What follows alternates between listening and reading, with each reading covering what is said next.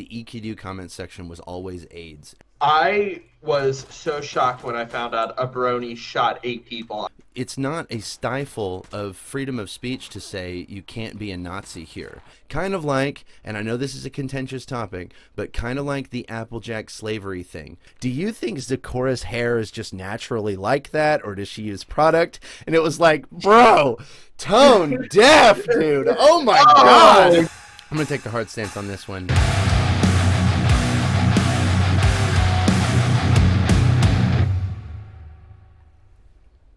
Hello, everybody. Welcome to another edition of the Drummershy Show. Thank you all so much. I am Drummershy. Thank you. Thank you all so much for coming for the Drummershy Show.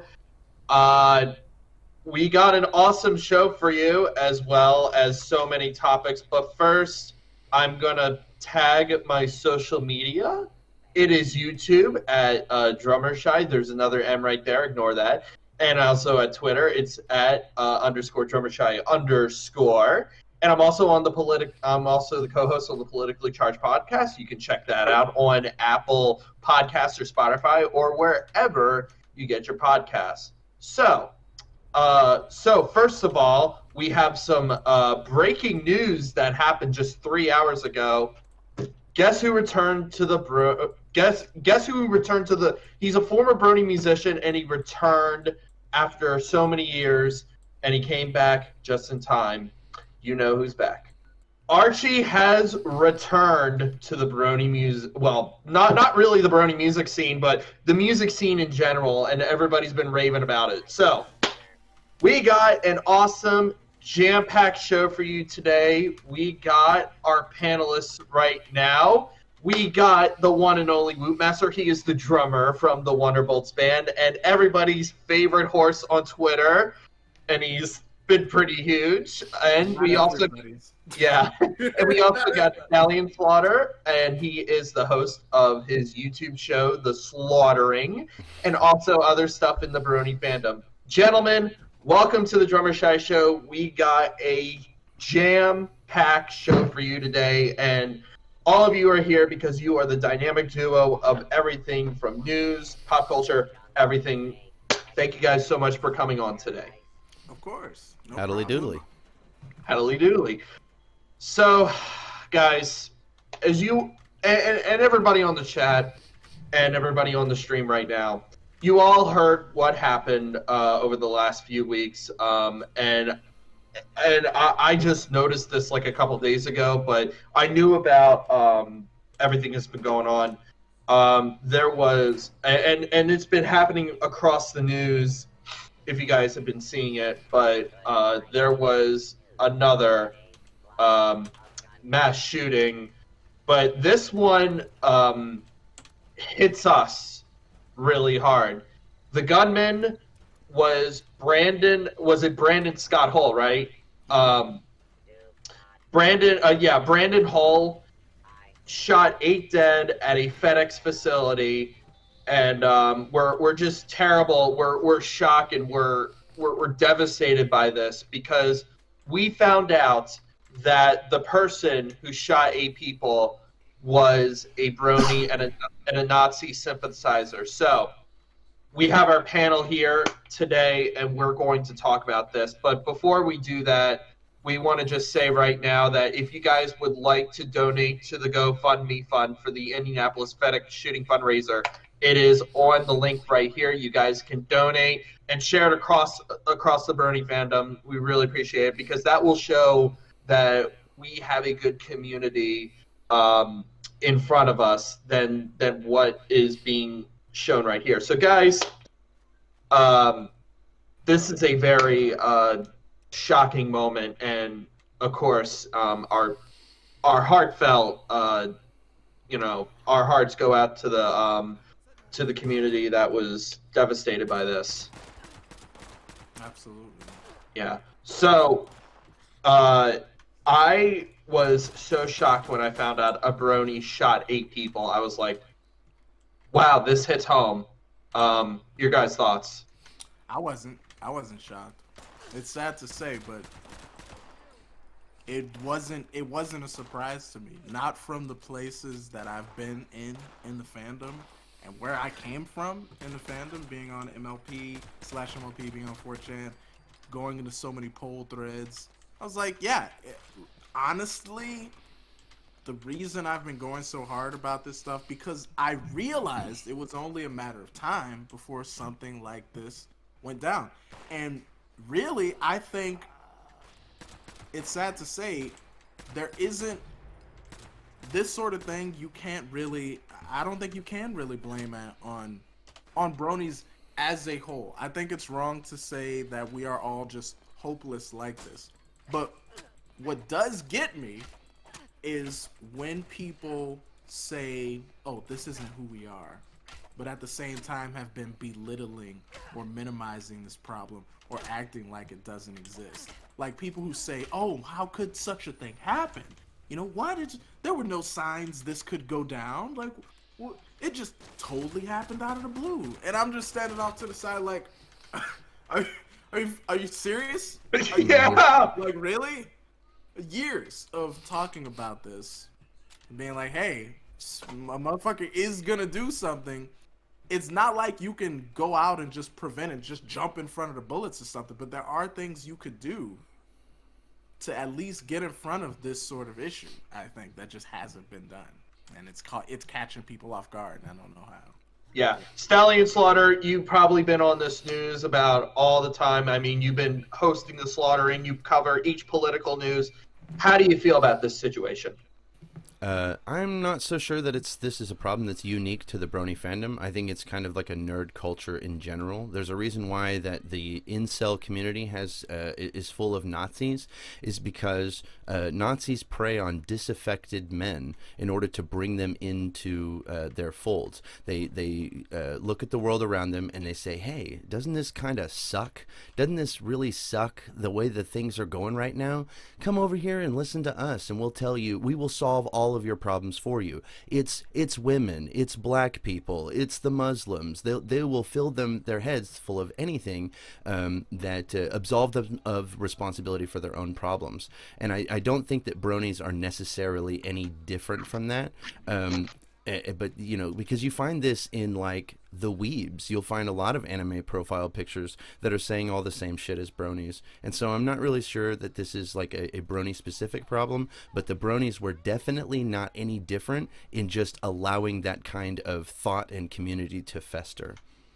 Yeah, I pretty absolutely much. agree. I agree. It is a wider fandom issue, and anime fandom, yeah, the anime fandom's got it down bad. I'll tell you right there. Yeah. Like, it's rough. It's rough out there for anime fans, man. Yeah, absolutely. Well, how are we going to deal with this? Because clearly this is something that needs to be addressed. And Equestria Daily, let's talk about how Equestria Daily responded to this. Because by far, I just think Sethisto made a hugely poor response to this entire thing, and I'm like, you know, you could actually put out a donation link, then just say, oh, a brony shot 8 people. Sethisto, are you serious? Can't you just be the good person that you are in the community? And we've seen this from Sethisto multiple times throughout the history of Equestria Daily, but he sometimes just takes an article and blows it out of proportion, but yet he doesn't like say, by the way, there was a mass shooting, if you guys would like to donate, blah, blah, blah. He did that last. He didn't do it first. Yes. Now, I'm of two minds on this. On one hand, I think it is important to report on these sorts of things. But on the other hand, yeah, the way you choose to report on this shit has a huge impact on the community. And I can tell you right now, Seth is way out of his element when it comes He really to is. this shit. He doesn't know how to fucking deal with this shit. He has made a point for the last like whole decade of the site's existence to ignore things like this. This is why places like Horse News exist in the first place. Because they'll report on shit, that stories that Sethisto just would ignore. right? So no matter how you feel about horse news, whether they're all fucking Nazis, whatever, it doesn't matter. But they do provide an alternative because EQD has been slipping on this sort of thing. Yes. Seth doesn't know how to navigate these sorts of socio-political issues. He is a fucking little baby fish that has just jumped into the ocean, basically. And even further than that, he refuses to listen to people who would help him about this stuff.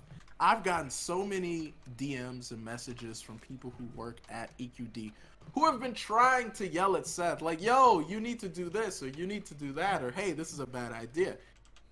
He doesn't fucking listen to them. It's a struggle to get through to him on these. Because he only cares about himself and his image and only about his site. He doesn't care about anybody else. Well, I mean, go ahead. Yeah, I was fixing to go there.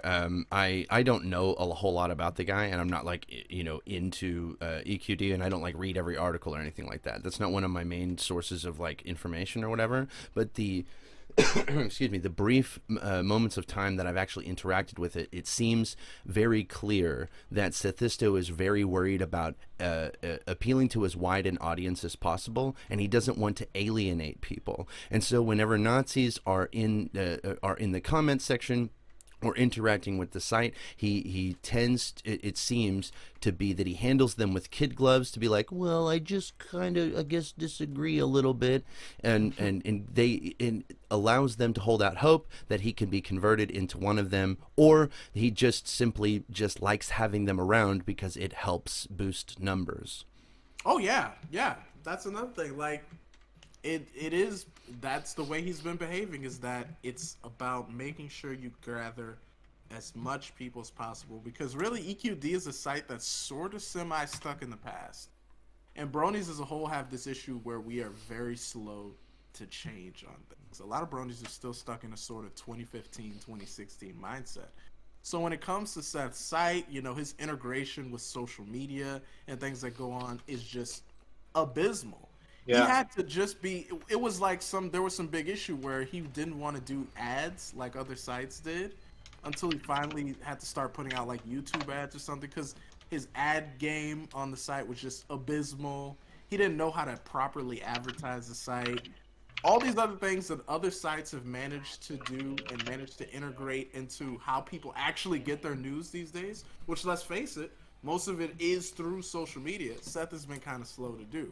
Yeah. And it's nice, I think, maybe for nostalgia purposes, to have a sort of old school site, how we used to do things back in the day. But on the other hand, this means that you are kind of lacking when it comes to certain issues in the community by design. Yes.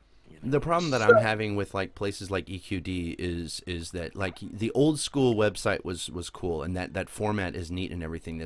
This kind of apolitical type of vibe. That shit is cool when you're like in your teens. In your teens, it's fine to do that. Yeah. But the thing is that MLP got started like 10 fucking years ago. We're all like 30 now. We're past being like, oh, I don't really care about the Georgia election bill at all, so I'm not going to talk about it. That's really not my thing. I'd rather just go, I don't know, smoke weed and drink or whatever the fuck. Do whatever the kids are doing nowadays. And so instead of, because we're adults now, we don't just sit around and talk about which pony is the best. We're voters, and we're getting out there and doing stuff. Yeah.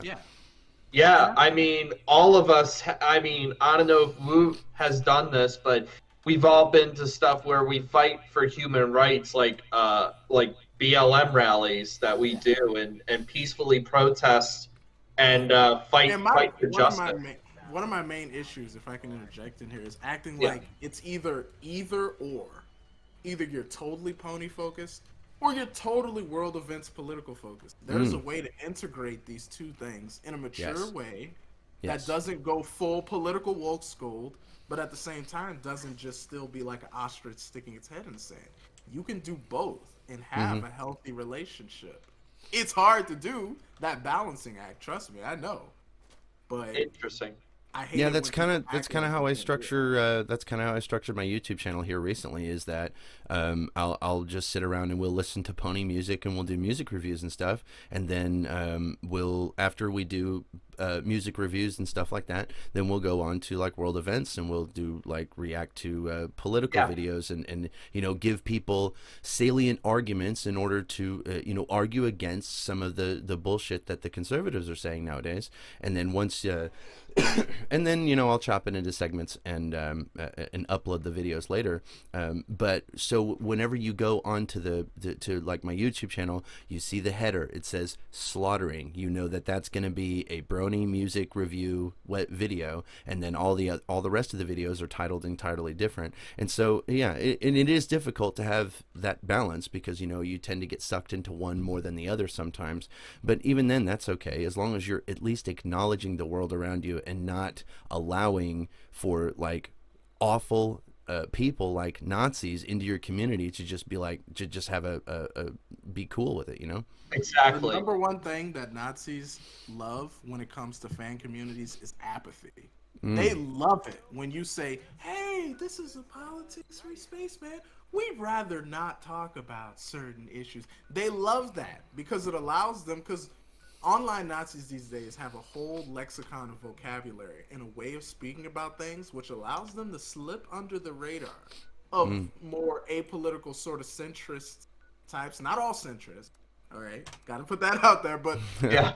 They know how to couch their arguments and vocabulary in ways that will slide past a regular person's view and will only affect who they mean to affect and talk to who they mean to talk to. And so they love it when people are apathetic and would rather just not deal with it and would rather just hide it away, because that allows them to just, do their shit. And then years later, when you decide to dip your toes as a site into a political argument for the first time, it comes as a huge surprise to you that, whoa, like 70% of my community seems to be stuck in this weird anti-SJW pro-Nazi phase. How did this happen? Well, it's because throughout the years, you just kind of let this shit build up. You didn't do anything to it. Yeah. Like, it's like ripping off a Band-Aid, you know what I'm saying? Like, a lot of these sites like Derpibooru and EQD have allowed this shit to fester. That when they try to make what is not even like a pro-commie, pro-leftist thing, but what I would say is just a common sense, like, topic or stuff like, okay, we don't like Nazis, guys. You don't have to be a communist to not like Nazis. You can be a fucking conservative. You can be right-wing and not like Nazis, right? Right. But when you say that, you fucking set your entire fan base on fire because they're not used to you doing that. You know what I'm saying? Yeah. It's so dumb.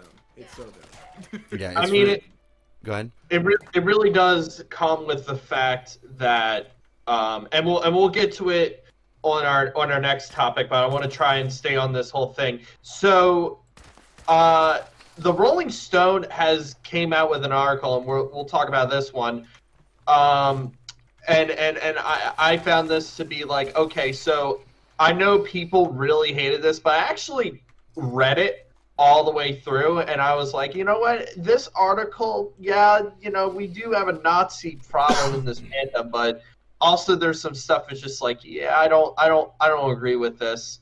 So the Rolling Stone came out with an article a few days ago after the shooting. It said, it is a sad reflection of the time we live in. Mass shootings in the United States tend to follow specific power. In the hours after the shooting, reporters tend to comb through the shooter's social media presence, which is exactly what some of them do, usually revealing a lengthy history of anonymous specialist boards postings and far-right indoctrination.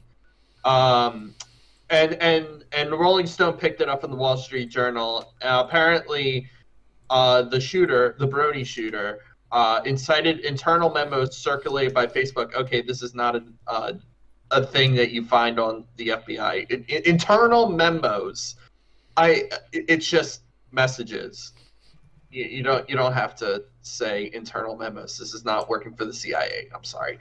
By Facebook in the wake of the attack. The gunman primarily used his Facebook accounts to discuss his love for My Little Pony Friendship is Magic. Okay, so I'm going to skip through this because I know, they try to explain it.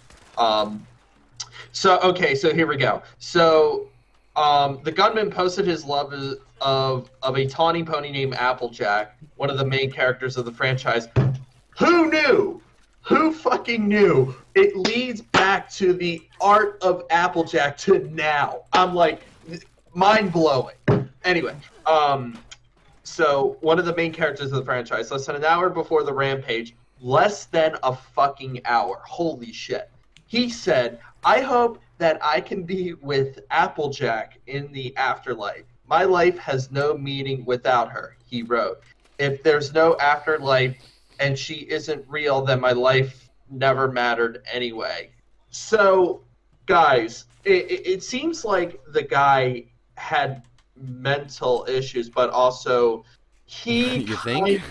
yeah, he really did major mental health issues, but it also said here that he's posting a far right content and suggested of a meme that Jesus has been reincarnated as Hitler.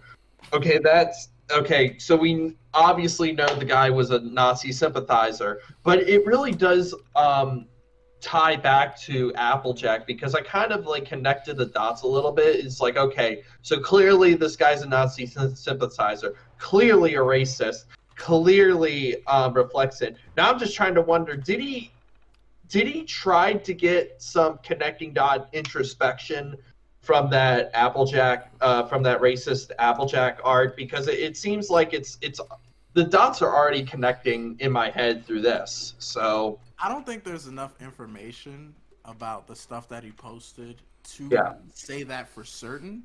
Because I could tell you right now, like Applejack does this shit, like she doesn't. You know what I'm saying? Yeah. Like, but it would be easy to be like, okay, maybe because I've already seen some people defend this as, oh, maybe he threw that out as a meme, like, oh, maybe he's just trying to say something to throw people off. It's always What? epic memes. It's always memes. But never... I've seen this attitude is actually an attitude that is really old in the community. That we're going to go to Equestria in the afterlife. That the ponies are waiting for us. And saying that as a joke or as a meme or whatever is fine. But a lot of times there's these blurred lines of where, you know, some of us really do act like that is going to happen. And that can influence the way we behave to human beings Yes. in real life. It's fine making jokes and art about it and shit, but I feel like we haven't done enough to really like tell people, hey, if you're actually feeling like suicidal or stuff like that, you need to talk to somebody, an actual human being, a person, because you know you can't just say, oh, the ponies got me in the afterlife. That's not adequate mental health care. You know? Yeah. Yeah. Like, I know the show has saved people's lives. It has got them feeling less suicidal and stuff, which is great. But we also need to still have a human framework of people that we can actually help these people in the real world as well. Because the show really goes so far to a point. Without that framework of, hey, this is how you apply the show's lessons to real life. This is how you navigate social spaces and stuff. It's leaving people in the gap between, oh, I love the show, it's teaching me so much, and actually, how do I act and behave in real life? Who's here to help me in real life? You know what I'm saying? We haven't. Yeah. I feel like we haven't done enough to help people like that. Yeah. We just. We have such a focus on escapism and ponies, which is great. It's fine, but there needs to be some sort of balance, I think. Like, yeah, there's a healthy way to. It's pretty much the same with everything. There's a healthy way to engage with a certain media, and then there's an unhealthy way to engage with media. And it seems like this guy had a very unhealthy relationship with, I guess, the pony memes, as it were. But you know, like I said, I'm not even sure that this is really strictly a brony thing. But I do know that you know, obviously the memes or whatever mindset he was coming into it with.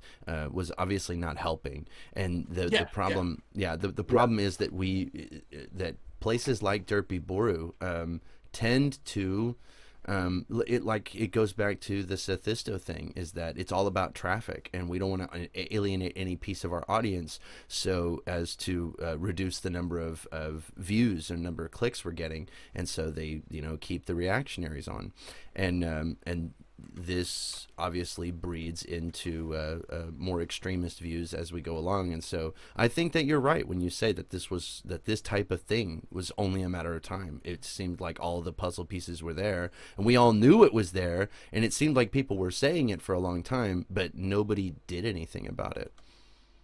Yeah, exactly. And you don't have to try to become fucking Superman and like hunt down every would-be Nazi shooter. You know, that's not what I'm saying. But just taking simple steps to let people know, yo, this shit isn't welcome in our community. That's all you really got to do.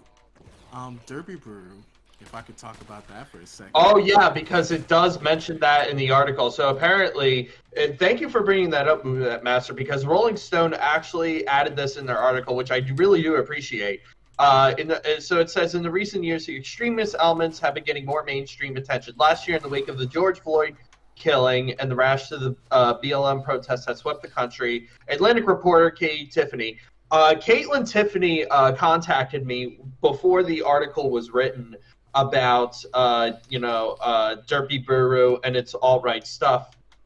I was going to do it, but I said, listen, I have to back off, but all I have to say is Derpibooru is just a huge pile of shit for denying freedom of speech for like stuff like BLM and stuff.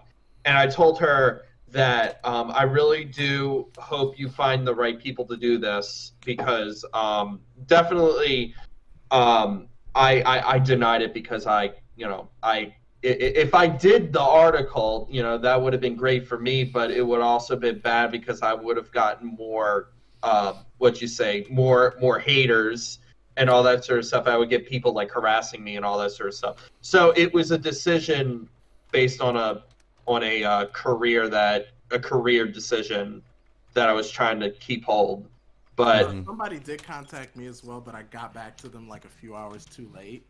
Yeah. I didn't say anything about it because there has been some changes with what's been going on with their group, but the main thing is they've compromised. Yeah. So Caitlin Tiffany wrote that an internal battle had erupted on the fan art community, Derpibooru, with many aggressively downvoting BLM-themed My Little Pony fan art on the grounds of the platform should not be used to spread political messages. This was in spite of the fact that it had long been a trend for members of the fandom to submit MAGA or Nazi-inspired imagery, including art depicting an original swastika embolizing character named Aryanne. Yeah. Mm-hmm. So clearly, Derpibooru, I think, played a small part in the shooter's attention and his inspiration, in my opinion. But you guys can add on to that. No, 100%. You're absolutely correct. The thing is that like this is always this weird thing to me when people talk about freedom of speech, and it comes to platforms and TOS. It's not a stifle of freedom of speech to say you can't be a Nazi here. The reason why I say that is okay. Okay. So there's to kick out the Nazis is to promote free speech, in my opinion. Okay, and the reason why I say this is because, just like you were saying about the BLM stuff, is that every time you say something progressive, the Nazis will unite together against you, and you'll get shouted down, and it becomes a very hostile place for those people to be in. Yes. And so, and it's not even a hostile place for that particular political opinion. It's literally a hostile place for people to exist in. Nazis can exist on Derpibooru if they keep their Nazi bullshit to themselves. And so it's not a stiflement of free speech to kick out open Nazis. It is a promotion of free speech, because then it allows the maximum number of people to exist comfortably on the platform. Yes. Yeah. Website moderation is not a free speech issue. It's never has been. You know what I'm saying? Never. If you do not allow a website to moderate its own content, you will destroy that said site, just plain and simple. That's there's no way around it. Okay, you have to at some point say, hey, at the very least, this is something we do not allow on this platform, whether it be actually illegal content or stuff like Nazi shit. That's not a free speech issue. And what the Nazis have done, which is very, very smart, is made it into a free speech issue. They've tried to make this Nazi pony Aryanne into a symbol of freedom of speech, even though that's not what the actual issue is. That's never actually been a solid argument. But you ask somebody, hey, if you ask somebody, hey, you're pro-Nazi, right? Of course, they're going to say no. But if you ask somebody, hey, you're pro-freedom of speech, right? Well, nobody wants to say no to that. Of course, you're going to be like, yeah, I'm pro-free speech. And then the Nazi's going to be like, okay, well, defend this. You have to be a Nazi in order to defend free speech. And that's the main conceit, is like, you don't. Yeah. You do not. And playing into that only helps them out. So, Derpibooru compromised.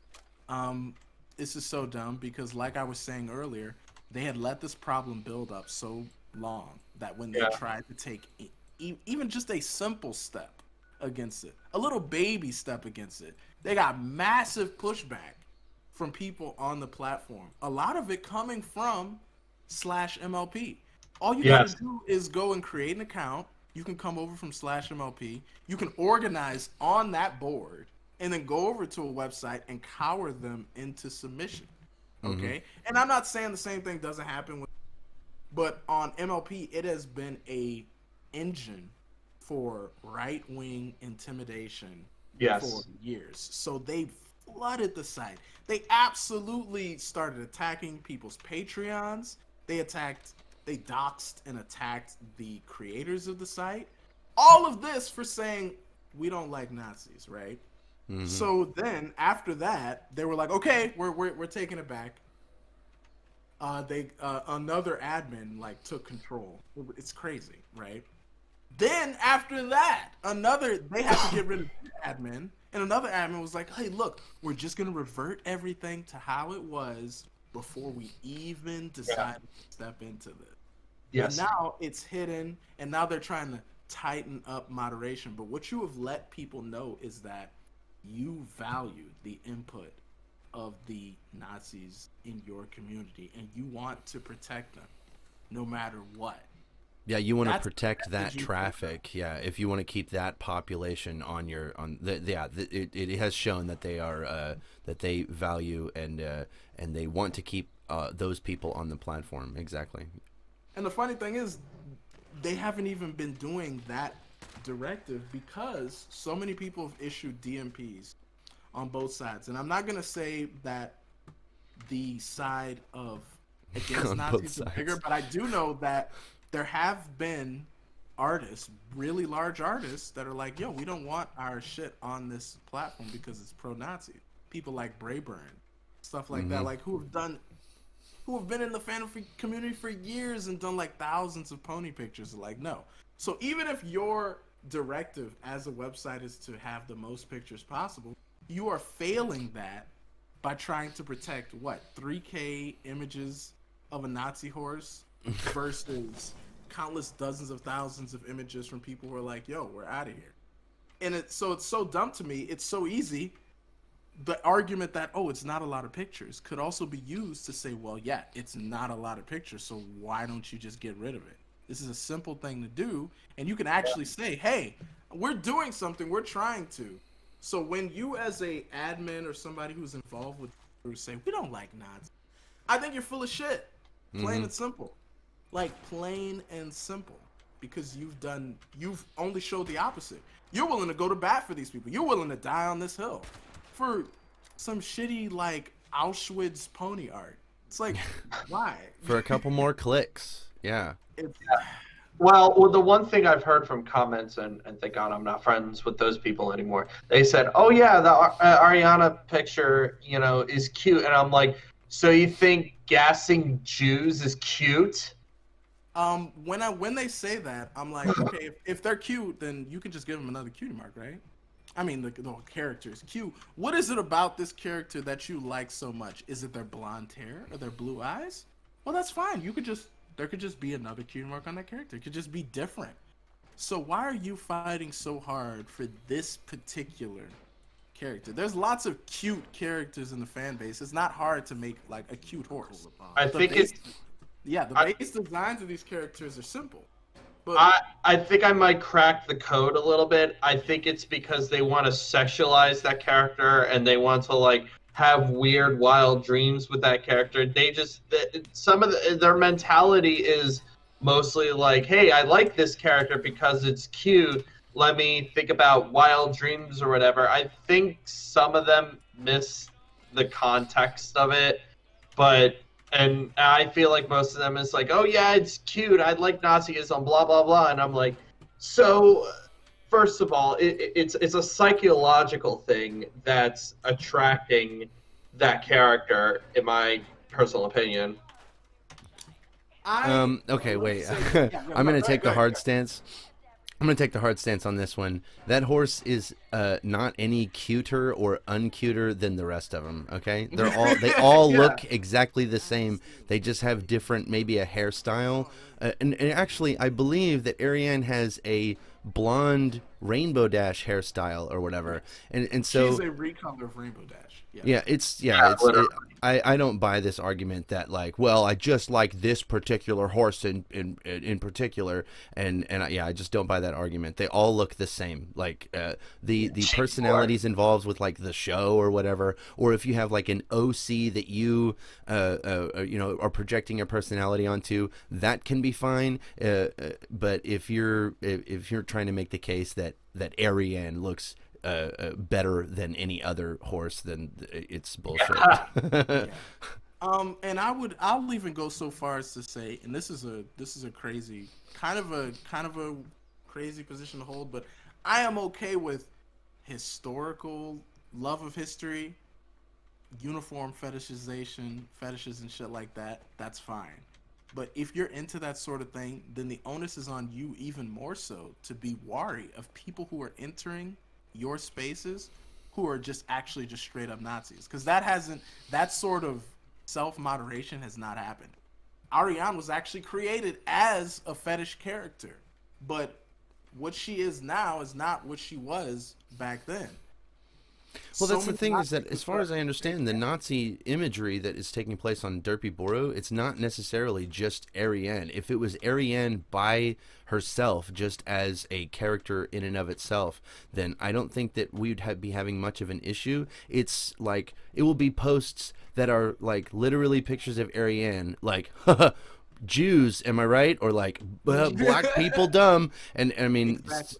So they come with slogans. Yes, it comes with slogans. It comes with a political ideology. It's not just some kind of historical thing. Kind of like, and I know this is a contentious topic, but kind of like the Applejack slavery thing. That, in my opinion, okay, I'm not even going to couch that as in my opinion. I'm just factually correct about this. That was fine by itself. The problem was that there was background elements of that drawing that were specifically and explicitly racist. If it was just putting ponies within a historical context, then I could see that the value in that, and that like being funny or like interesting or that kind of thing. But yeah, that's the thing that I have an issue with, is that it crosses over into being racist or just being bigoted in general really easily. It is like, you can have satire, you can have historical jokes, you can have shit like Blazing Saddles and Glorious Bastards, the Django Unchained, stuff like that. Nobody's gonna come after you for saying, oh yeah, I'm down with the producer, Springtime for Hitler, stuff like that, because the context in that media makes it clear that it's satirical, right? Right. But so many people try to pass off just seek healing as, oh yeah, that's satire. What's the joke? What's the big funny point? What's the point you're making? Because satire without like clarity of wit is just propaganda. Yes. Plain and simple. And you can't try to say, oh, I'm satire. Like, you're cheapening satire by saying your little shitty shitpost is satire, okay? No, you're not making Springtime for Hitler. You're just a fucking Nazi. Okay. Yeah. Pretty much. If the joke is literally, if the whole joke is, ha, I am a Nazi, it's like, congratulations. The joke is that I've made you believe that I was a Nazi, and it's like, okay, you made me think that you were a fucking idiot. Congratulations, you played the part really well. Like, I like edgy jokes, I like edgy humor, I like dark humor. Okay, but don't try to gaslight me and tell me that your shit is on the same level as just an edgy joke, because it's not. Yeah. We all Yes. know this, okay? There's an actual difference. So many times they'll try to get you to believe, oh, there's no difference, mate. You know, I'm just like funny. I'm just a funny memer. No, we can see exactly what the fuck you're doing. We're not stupid. So Right. basically, the community came out and basically denounced the right-wing bronies and also the Fedex shooter. And basically, the article continues on the Rolling Stone saying one of them posted, I don't know who it was, but they probably grabbed it from Twitter. Right-wing bronies now have a body count. They have to continue to be pushed out of our communities and spaces, which we're trying to do right now, saying, hey, stop this right now, or you will face the consequences and you will be shunned out of our fandom completely. None of and he says the person said none of that wishly washly both sides shit Derpibooru pulled. These people must be actively rejected. One person active in the community tweeted, given how widely misrepresented the fandom has historically been in mainstream culture, example Fox News. Members of the community also responded by expressing concerns for how they would be portrayed by the media. Be prepared for some potential blowback once the news starts breaking into the wider internet. The MLP fandom website, Equestria Daily. Okay, first off, timeout. Hold the fuck on. Okay, so I agree with the person who tweeted out right-wing bronies now have a body count. I feel like at this point the brony fandom needs to reject this behavior, especially from the Fedex shooter, because at this point it's clear, and it's crystal clear as a crystal ball, that we need to start rejecting these people, not only from on the internet, but at conventions, at other stuff. Start handing receipts to conventions that actively promote these people who have said or done stuff in a right-wing sense. You know what I mean? Just... That's a really tough question. Yeah, I don't know the answer to that one right off the top of my head. I guess if somebody is a prominent, like, conservative, not necessarily conservative, but if somebody is like a prominent Nazi spewing bullshit type of person, and I know for a fact that we all in here have an example of somebody who says some 14 words type of shit, then yeah, those people should absolutely not be welcome. The problem is that no, that's fine, and actually, because this will work. Well, this should work just like internet platforms that you know, whatever you allow into your spaces is entirely up to you in order to make the maximum number of people comfortable with existing in that space. Exactly. Yeah. Do you mind repeating the question just a bit? Yes. So I can... Was it like banning Nazis from like cons? People like keep receipts on people that have said Nazi shit and ban them from cons? Oh yeah, absolutely. Like, I believe it is possible for somebody to change, and you should absolutely give them the room to grow, and you should support them when they have change. But if they just haven't done jack shit and they're still actively doing shit, yeah, of course. You have to send a message that this isn't gonna fly. Because I'll tell you what, a lot of people, and I hate this perception, a lot of Nazis have come over from the furry fandom. Because they're like, oh shit, man, furries, that's too much for us. We can't handle it. They've been driving us out. You know it's a good place to go that isn't as hard on Nazis as furries are? The bronies, man, they'll welcome you with, open arms. Like, that's the perception in not only the mainstream, but actual Nazis have said this. Like, yo, the brony fandom is where it's at, because they go way easier than furries on this shit.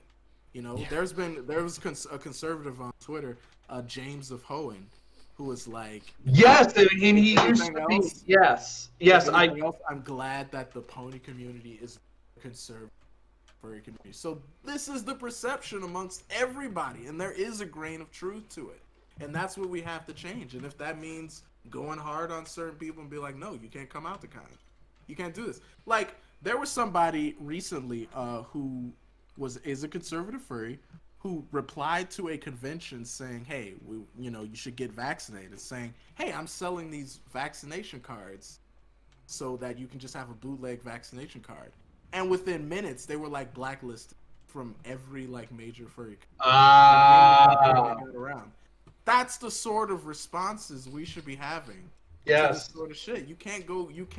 We've lost that ability to go easy on because we've seen what happens when we go easy on motherfuckers. So now we need to try another stance, another tactic. Mm-hmm. You know?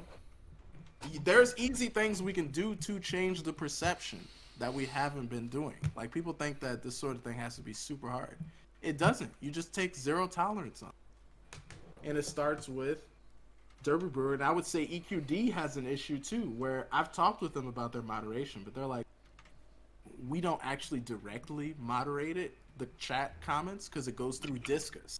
They have a third-party app doing their comments. And that's an issue, because now you've created a firewall between effective moderation and people going wild in the comments, you know? Mm-hmm. You should have a different type of commenting section to where you can more easily moderate those sorts of spaces, you know? There's simple things you could be doing that we haven't, because we're just slow to move on sort of thing. I have no idea why every single fucking site on the planet has to have a comment section now. Like, even if you go to freaking Pornhub, like, nobody wants to sit here and know exactly what you think about that particular butthole that we're all watching on screen. I don't understand why EQD had a comment section in the first place, especially when they, what's it called, when they operate mostly off of Twitter and that kind of, and Facebook anyway. If it were me, if I was running EQD, I would have shut down that fucking comment section a million years ago.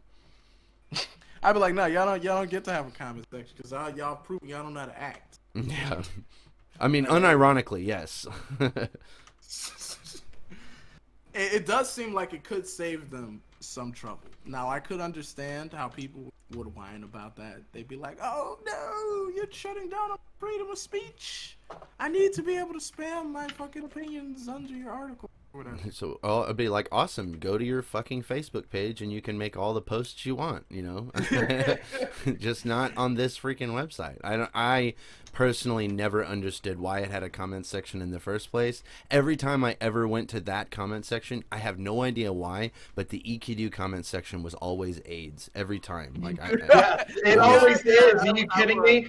I literally call. Okay, this is a story. So I went on EQD, and people are like, saying some stuff about whatever, and a community posts, and then I think somebody mentioned about the January 6th insurrection that happened, and somebody mentioned it. I think I mentioned something. It's like, oh, so I think he said some about Antifa or whatever. I was like, so you're gonna storm the Capitol today? And it completely got downvoted. I'm like, what the? I literally said, what the fuck is this shit? God, Christ! It's so stupid. Like,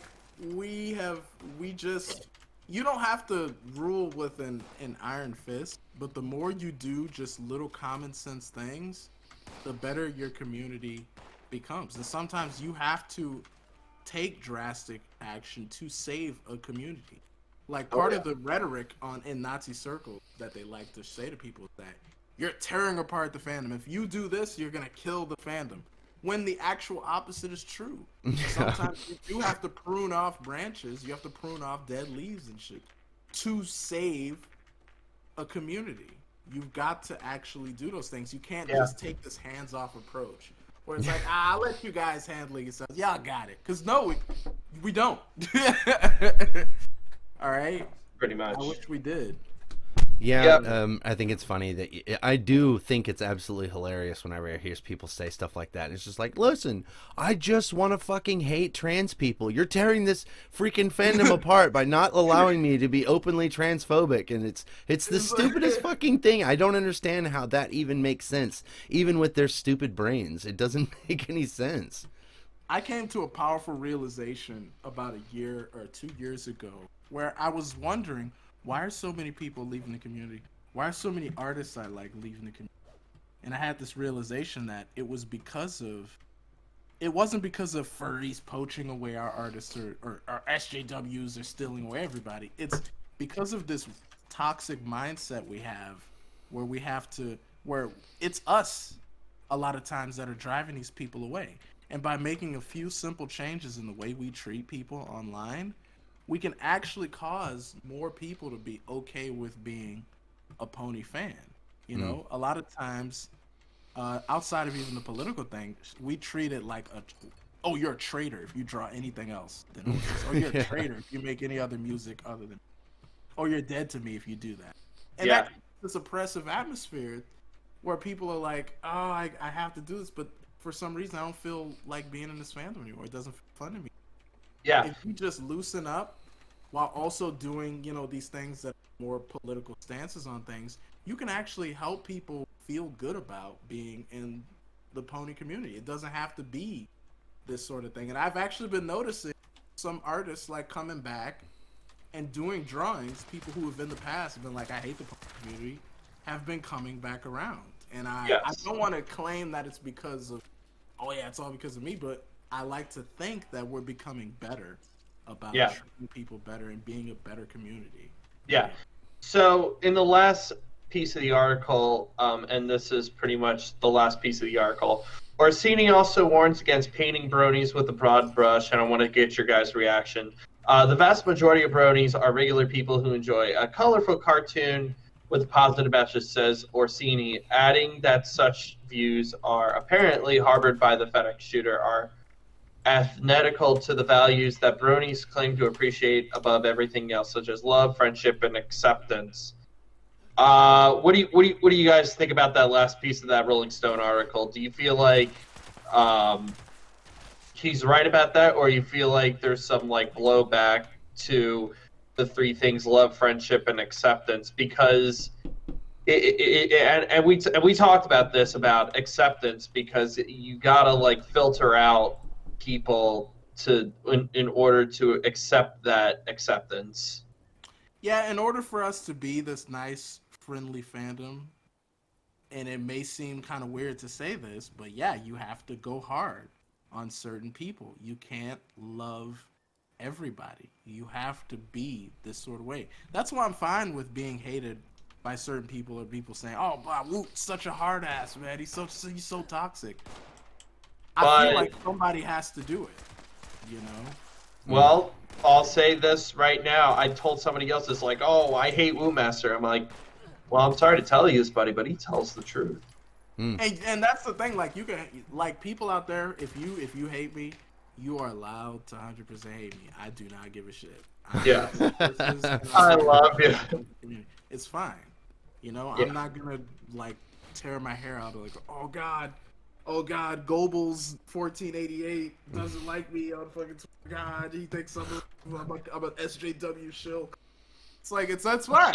That's great. You do you. I'm gonna keep doing what I do to make sure that this is a nice community for the most amount of people. Exactly. You know what? Something else is really interesting is that, like, if somebody, I don't know, it seems like people treat the brony fandom as if this is their personal social group, and that seems to be a lot of the driving factor is that they pretend like this is their personal social group. And so if they are personally unable to be like, best friends with someone, then they are de facto like a bad person, and it warrants a call out post, and we have to get to the bottom of what's wrong with this person, and they need to either change or they need to be ostracized from the community entirely, when it's really simple. You could just block and move on. It's really that simple. You don't have to be friends with everybody. You don't want everybody to like you. Fuck, dude. Okay, that's the thing. What was it? I can't remember the meme where it was saying that don't try to make everybody like you because you don't even fucking like everybody. And that's really all there is to it.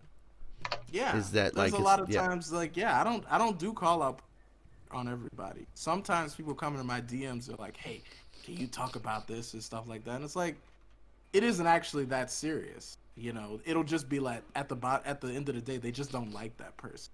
Yes. Because they're an actual like threat or something to the community. And it's hard that you have to sometimes decide, hey, actually, I'm just not going to talk about this. Just deal with your shit, you know?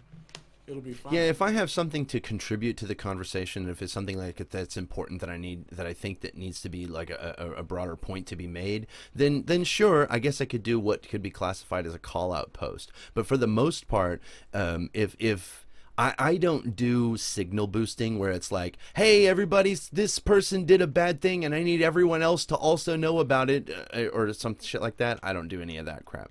And it's really fucking annoying ever since I started doing this like political videos, is that I have had people come up to me recently, and on at least it was at least 2 different occasions with 2 different people where they were just like, hey, did you know that this person does this thing and I need you to, you know, make a video about it and tell everyone that this thing is happening. And it's like, no, dude, I don't care. Like these things don't bother me. One of them was literally like ABDL. They came up and said, hey, did you know this person is into ABDL? And it's like, dog, why the fuck would I care? Like, what purpose? That's like, not why? an issue at all. Yeah, why would I go around and tell people that? Like, what? I don't know. And that's the kind of shit that you have to get into when you become kind of a loud voice on any platform. People then want to use you to as a weapon. Yes, as a weapon. That's exactly what I was going for. Go ahead. Exactly. Like, there are some things that people want you to talk about that are just like the ABDL thing. That's a complete non-issue. And as a matter of fact, a lot of times things are weaponized from the right wing against ABDLs to kind of knock on them for being out loud in another area. Like, there's a lot of more openly political ABDLs, more openly political trans people, where they'll get SJWs against them weaponized by a right winger who knows that they'll make a call out post. So they'll kind of like launder their attack post out through more reputable, more social justice oriented places as an attack on them, and it'll work. Yeah, that's the sad thing. Yeah, I recently told Walrus that exact thing, where it's funny to me that the Nazis will use anything to take down the SJWs, excuse me, to get into left-wing spaces and adopt progressive language in order to weaponize these ideas against people who would otherwise be allies. And so then you'll end up with this situation where something that is basically a non-issue will blow up into this big giant thing, and then the fucking left will start eating itself alive because you know, there's this non-issue that got brought up and we all have to have our fucking opinions about it. And it's it's like so much could be avoided. Just keep scrolling. I'm like, not gonna do that today. So we've been talking for so much, and I feel like we need to take a little small break, and we'll be. I gotta have something to eat because we've been talking about this, and we're going to talk about more about this because our next topic is going to be alt-right. So we're going to take a little small 2-minute break, but we will be right back after this small commercial break. So don't go anywhere. We'll be right back with more topics. So don't go anywhere. All right, guys. So we're back on the Drummershy show. Back with Woot and Stallion Slaughter, and we're going to continue talking about the alt-right and the Brony fandom. So we're swifting off from the Fedex shooting. Now we're going into the alt-right of the fandom, and we've we've said it before later on, and we're going to mention the article that the Atlantic put out last year, and does it stand up right now to where it is right now? So guys, this article came out a year ago, and clearly it sparked an entire thing about the Brony fandom, and the Brony fandom was back in the spotlight because I think 2 years ago, or like 2019 was the end of the show, everybody stopped talking about the Bronies and stuff, and then the Bronies popped up. But like, it seemed like we couldn't catch a break. Like everything in the news, like it was like constant and constant and constant. But this one last year, this article started an entire tidal wave of stuff that people were like, oh, I'm against Black Lives Matter, a bunch of socialists and communists and all that sort of dumb bullshit, false claims. And it also made and you were a part, and then your name got mentioned in the article too, Wootmaster. So, wow, I just recently found your stuff, and you're pretty well known around it, but honestly, a year from now later, I think this article really set off the divide in some forms of the Brony fandom. Yeah, my only goal with this sort of thing is to educate people. It is not to like eradicate people I just don't like. It is to give you the set of tools you need to navigate today's socio-political landscape, because a lot of us have no clue how to do any of this, how to interact with any of this. They're not educated on a lot of this stuff, and it's mostly because they don't want to be, and that's fine if you don't. But I feel like it would help you to just know that these sorts of things are going on, and I just want that's what I want, you know? Yeah, absolutely. I think the best way to change the perception, if you are somebody who cares about the perception, because I know a lot of people don't. They don't give a crap. They're just here for the horses. That's fine. But if you do want to change the perception of this community, it would help you to actually get involved in some of this stuff and not just keep denying it or trying to pretend like it isn't an issue.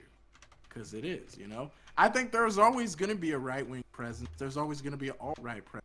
Largely because, to my knowledge, no other cartoon community has a presence on 4chan like ponies do. No other cartoon has its own board. And that makes us different from a lot of other communities in the way we handle things. There will always be the ability for the right wing to organize in ways that aren't possible in other communities because of us having such a large presence and a large relationship with 4chan. So all I want to do is just educate people on, hey, here's what's going on, you know?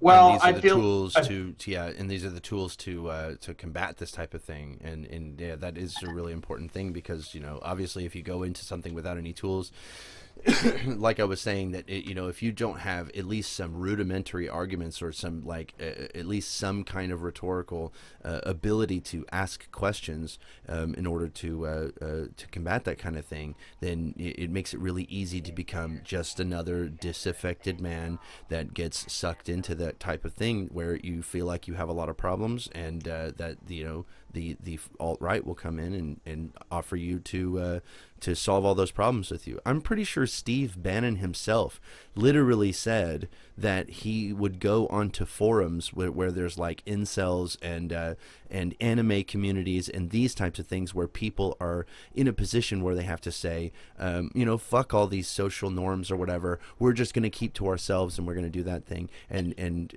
he would go into those spaces and just be like, hey, you know, I noticed that you're keeping to yourself a little bit. Does things kind of suck right now? I have a solution for you. And that's how it goes. Literally a grifter. Yeah. Yeah, but literally, yeah, we haven't had these kind of discussions in years. While I feel like the rest of the outside world and some other fan communities we're kind of behind the curve on that. And I feel like the best way we can help the community to continue as a positive place is to finally confront these things we've been kind of trying to avoid. Mm-hmm. That's all. Yeah. So if you guys on the chat have anything to say to Woot Standing Slayer, please feel free to chat. We're going to continue talking about this, and we'll read what you have in the chat, and we'll comment on it. I feel like it's important to say this right now, and you guys have talked about it before, and this is like a key. It's like a chain of timelines that have happened. You know, the Brody fandom was born on 4chan, and I've said this before, and I said this again. 4chan and 8chan as well, both of them kind of like collided with this QAnon conspiracy. It's just it's quite clear to me that the reason why, and this is my opinion, and hopefully Wu understands where I'm going at, and try to like deconstruct my mind a little bit. The reason why people try to is trying to escape this world because they don't like all the stuff that's going on in the world. Like, their ideal mindset is that, oh, we have a black president, and I don't want to live in this world. And then they find My Little Pony as a escapism from the real world.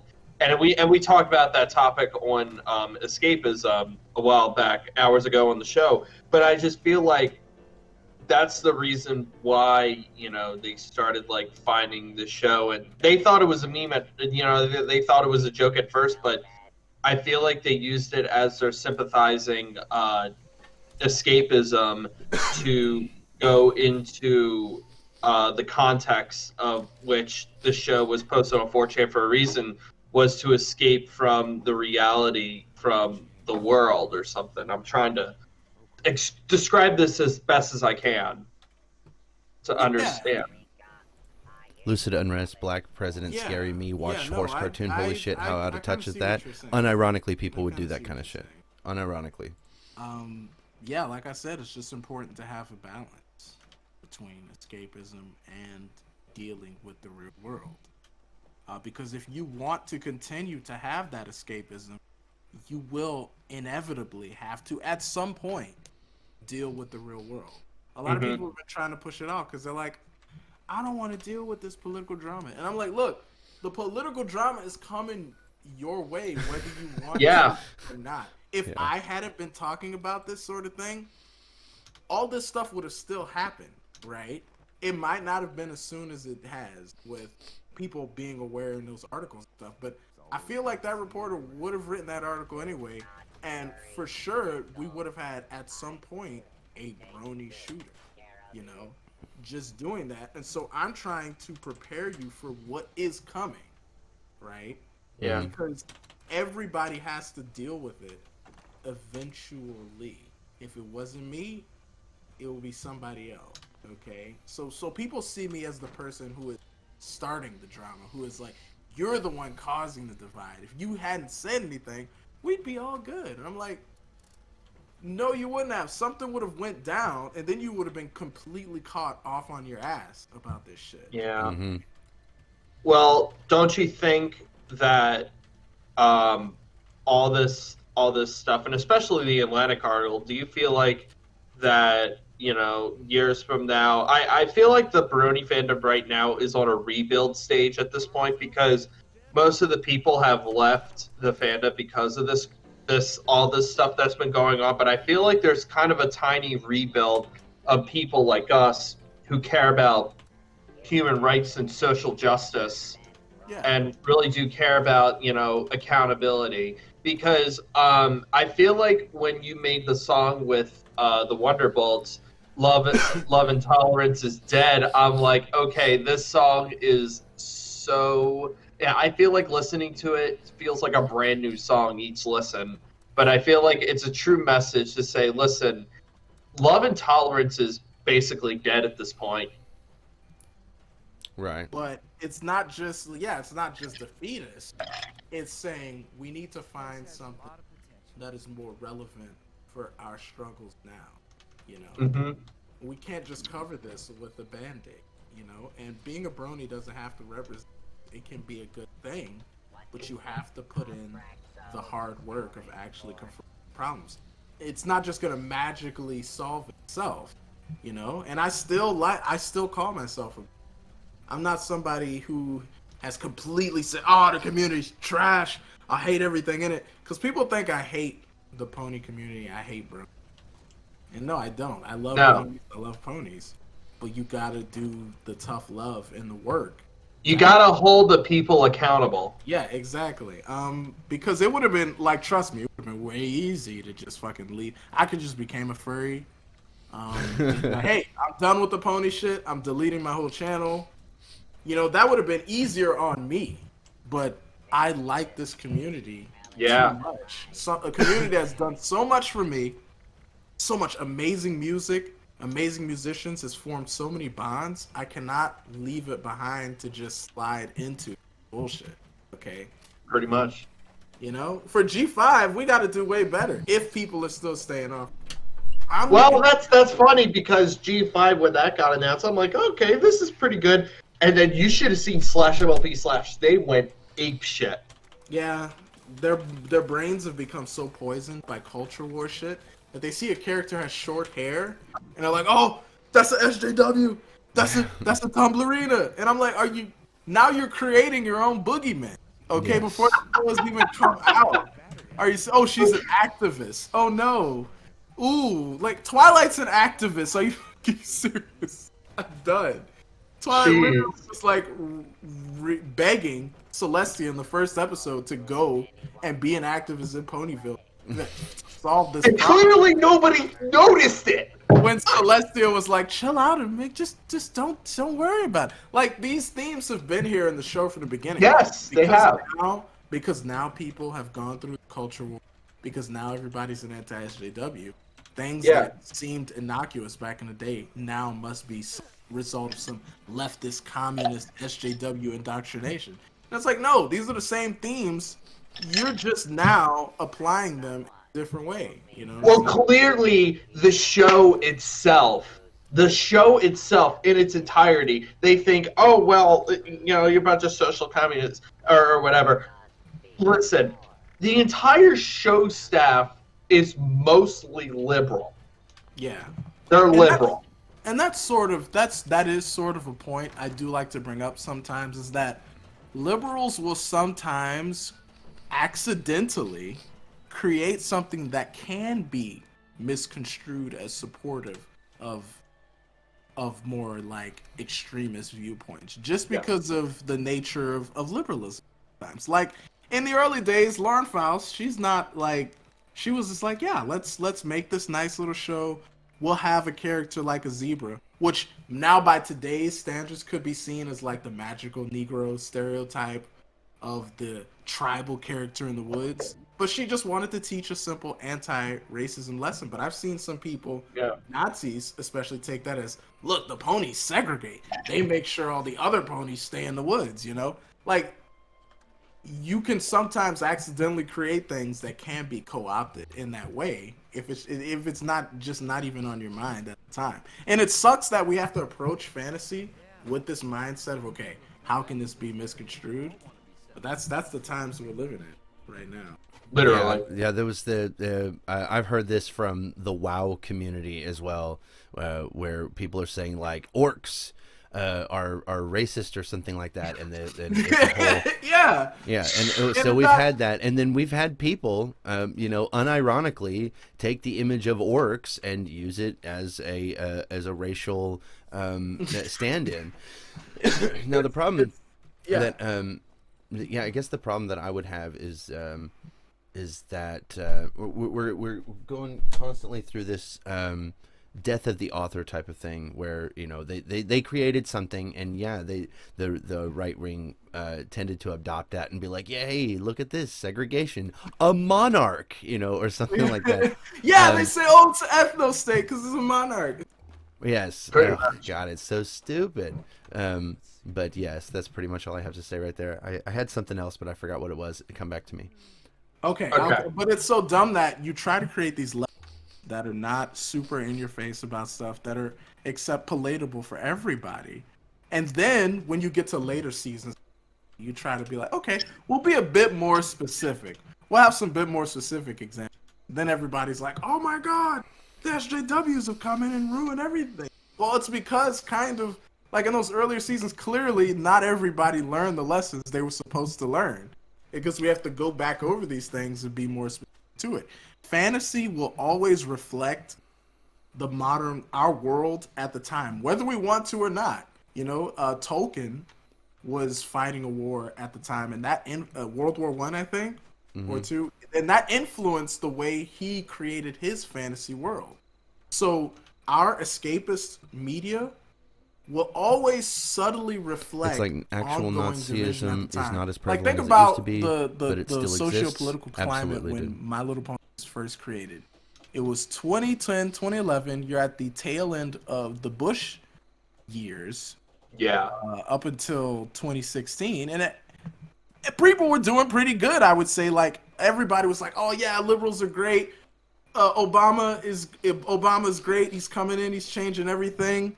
There was no Trump. There was none of that. Not even the rumbling of that. No Gamergate. That came in around 2014, 2015. So the media at that time was super positive and wholesome and more liberal. Not even just the right wing, but just liberal to reflect our socio-political climate at the time. Now, think about Chancellor Naysay and all that we're stuff. talking about the that FedEx thing. We're at the tail end of the Trump years. And we have a different socio-political climate, so the show changes to adapt to that. And that's just the things are going to be, you know? It's not that SJWs are coming in and ruining everything. It's just, as human beings, we create fiction that is influenced by what we like and what we believe in, based on what's going on in the world. The one thing that I find it really funny about Bronies is that they always tend to be behind the curve. It seems like the Bronies are like a couple years behind the rest of the world when it comes to whatever's going around in pop culture.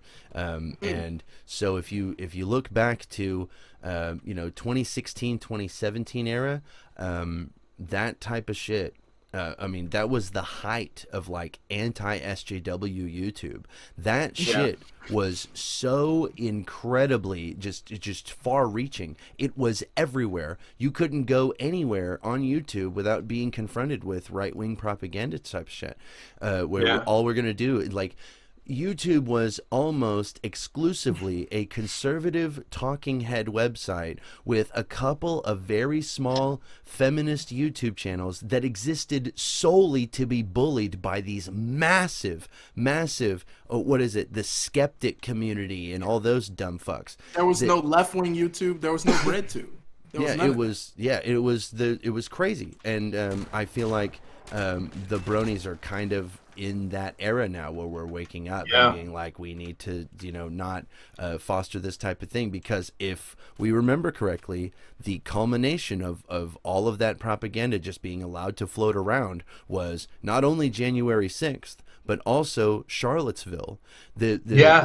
Somebody in my chat said that it's like actual Nazism is not as prevalent as it used to be, but it still exists, and that's because of things like Charlottesville. Charlottesville was a massive PR nightmare for Nazis. That went so fucking bad for them. And that would not have gone as well. Or that would have not have gone bad for the Nazis if we all just stood back and said, well, I guess they've got their freedom of speech and they should totally just go out there and be able to do whatever they want. We shouldn't counter protest them at all. That kind of shit, Saying that Bronies are behind the curve, you're right. When it comes to memes, we're usually like a few months behind. But yeah, social-political stuff, we are definitely stuck in 2015. A lot of Bronies are. You go in the EQD comments section, and it's basically just skeptic YouTube. It's basically skeptic YouTube, It's insane.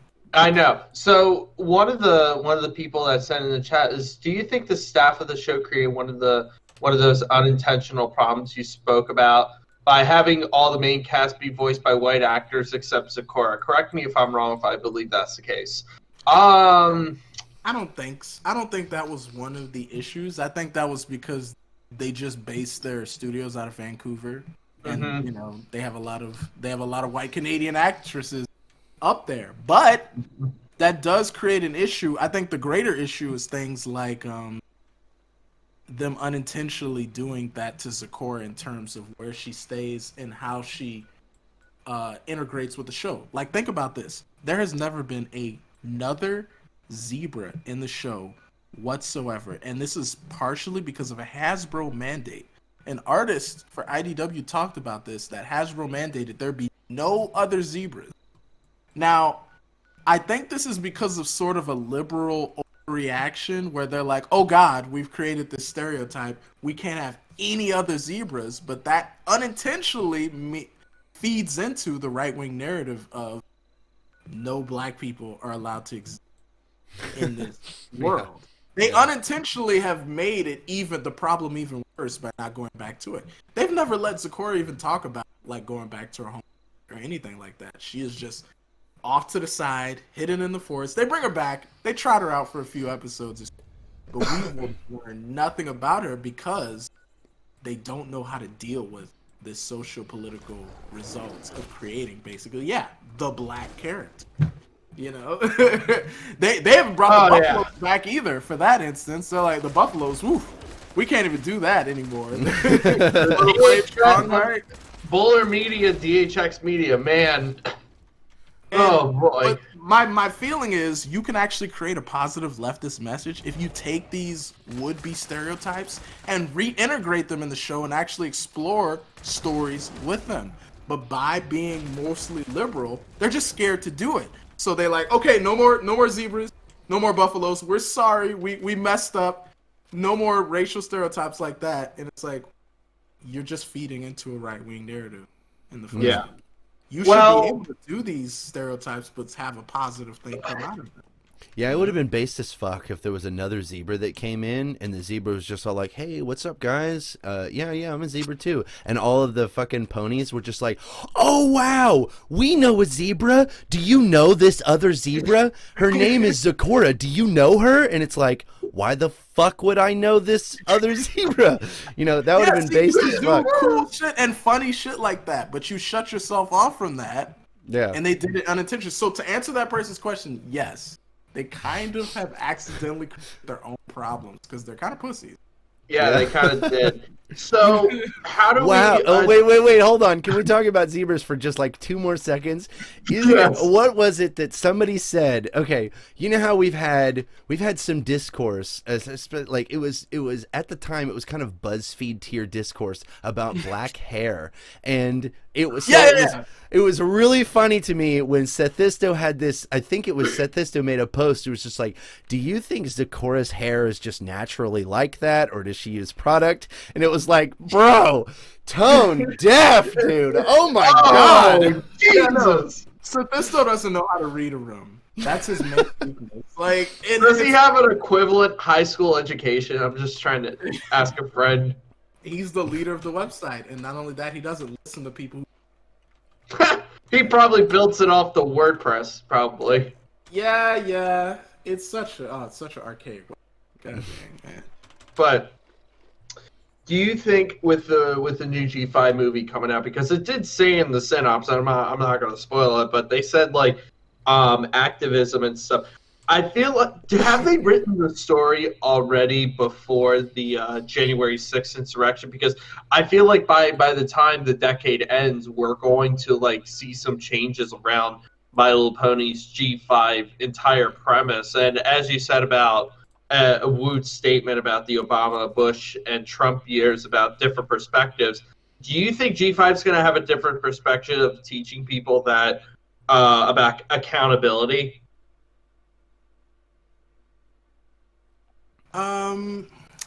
Yeah, see, like, again, what I said, real world events are going to impact the fiction we create, no matter how hard we try to run from it.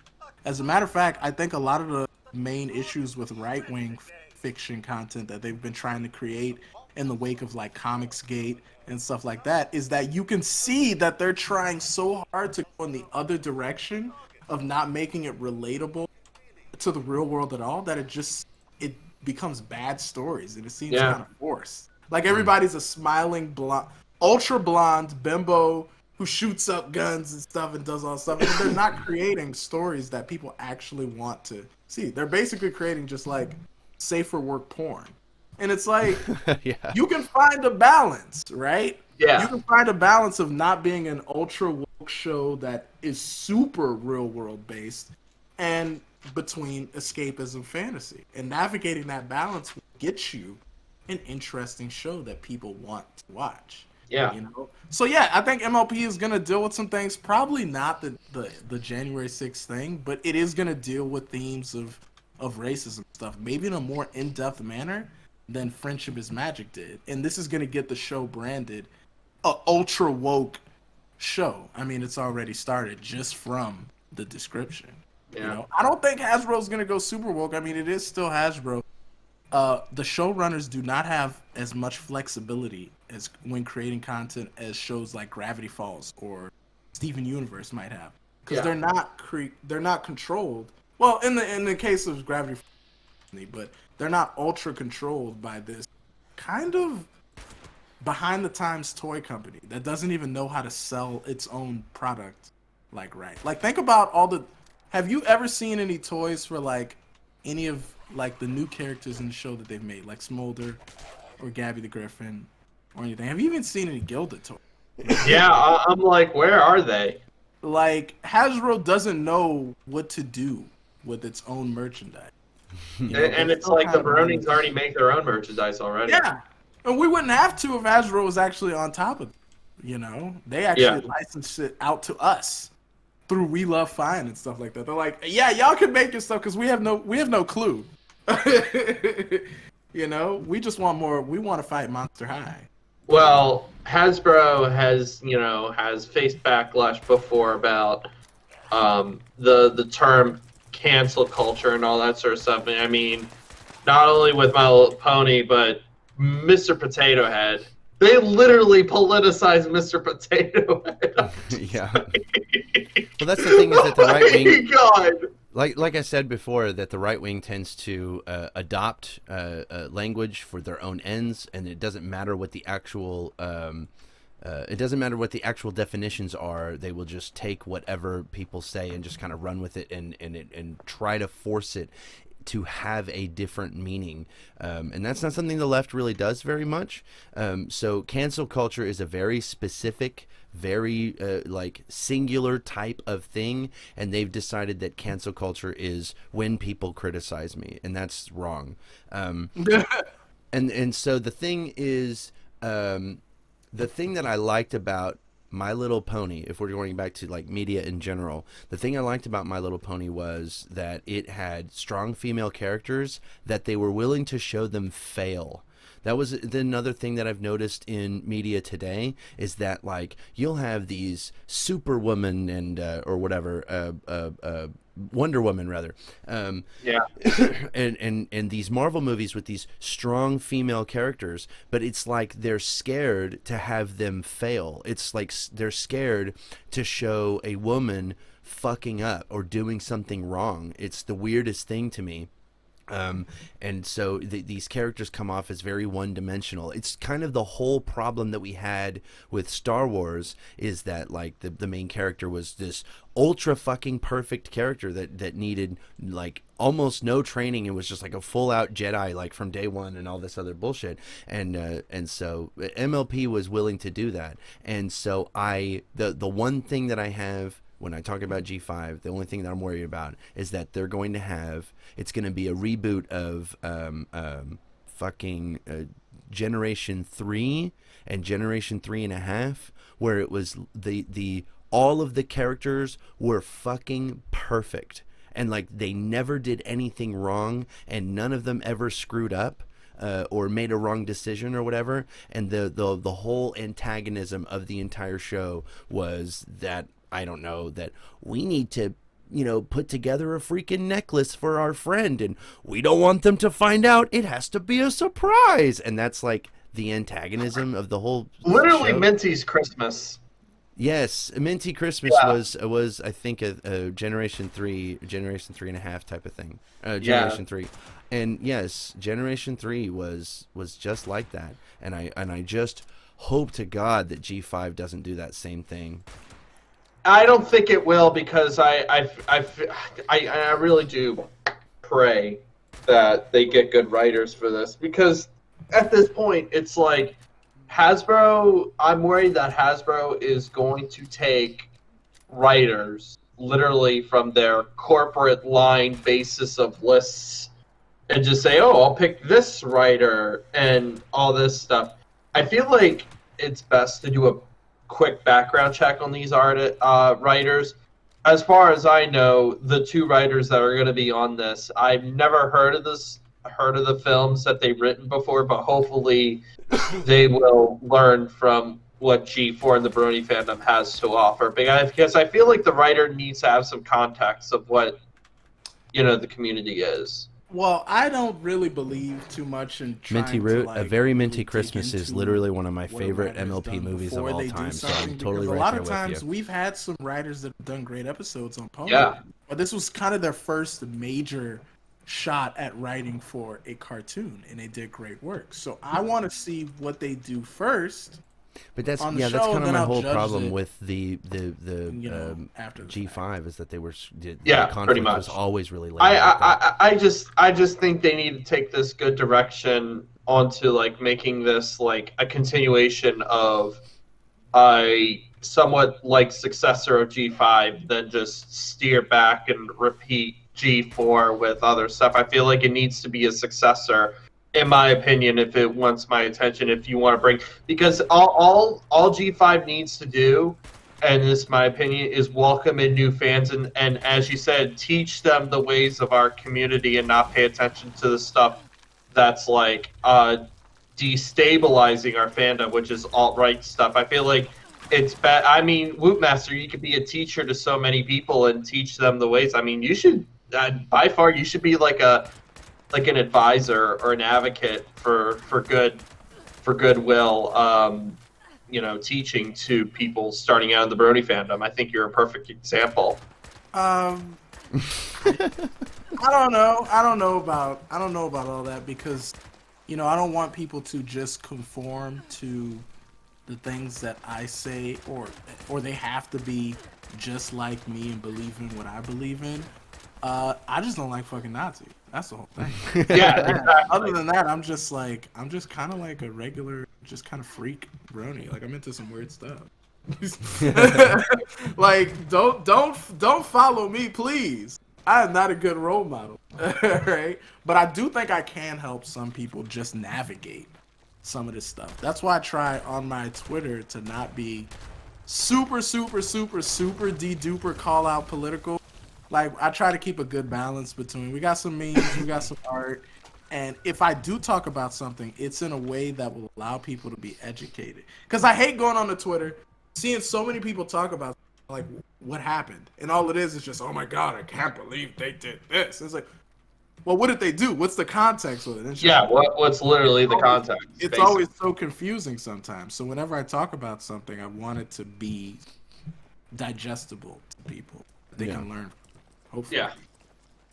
But yeah, I would like to advise the show on making sure Smolder gets a proper representation. It's a gigantic orange dragon. Yeah. Do that would be great. I would then quit the fandom because my work is done. So you're leaving the fandom. That's it. That's the headline. Wootmaster leaving the fandom now that Smolder been confirmed. Yeah. So, one more thing before we go, because we had a really great discussion. I would like to show all the people the amazing art Joris J17 has been putting out for us. He made us this today, and he forgot to draw Stallion Slaughter. Damn it! Yeah, he said he didn't know that I had an OC, and I guess I don't put her out very much. I do have an OC. I've been accused of my OC being a Tracy Cage clone. I've been accused of that, so that's really nice. Even though they don't look the same at all, but they have similar. I'm so sorry. Look how they did you. Oh, yeah. now they did you. They're fading from existence. They did you kind of dirty. They Just did a too. little bit.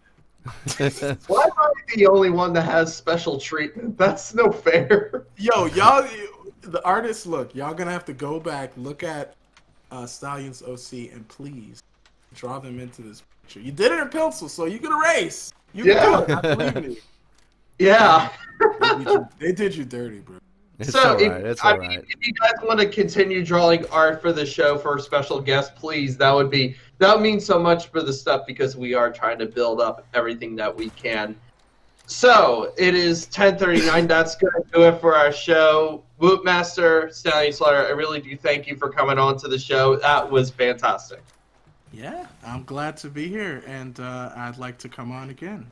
It's a pretty cool show. Yeah, and before we go, you guys, reminder: if you guys would like to donate to the GoFundMe page for the FedEx shooting fundraiser, please go do that.